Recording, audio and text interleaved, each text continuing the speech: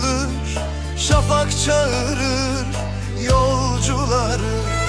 Dikenli yollar, sessiz çöller, geçtik fırtına, geçtik seller.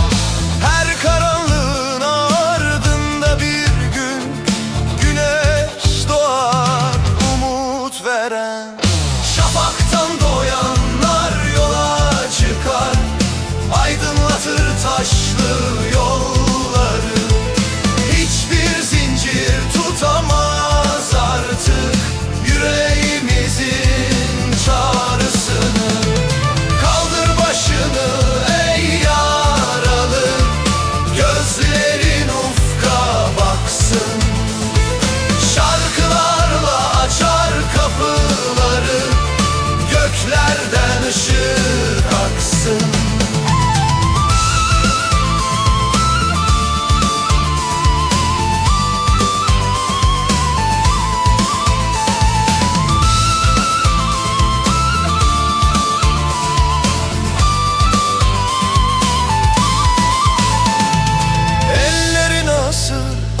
Gönlü ince bir umut taşı avuçlarında, gözlerindeki derin hüzün gizler çocukluk yaralarını.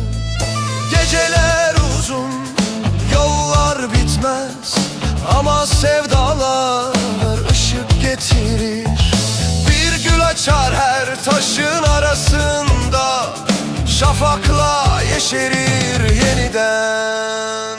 Şafaktan doğanlar yola çıkar, aydınlatır taşlı yolları.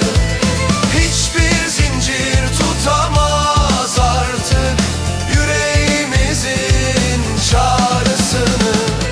Birlik olur, sesler çoğalır, dağlar yankı verir bize.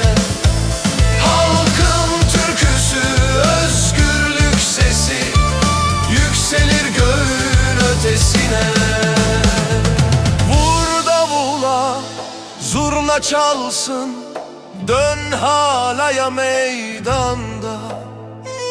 Her adımda toprak titrer, güler sabah yıldızına.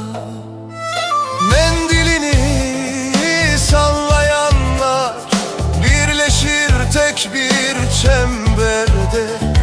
Gökyüzüne yükselen ses güç verir her gönülde. Susar davullar, gece dinler, uzak ufuktan ışık doğar. Yaralı eller, yorgun yürekler, şarkılarda can bulur.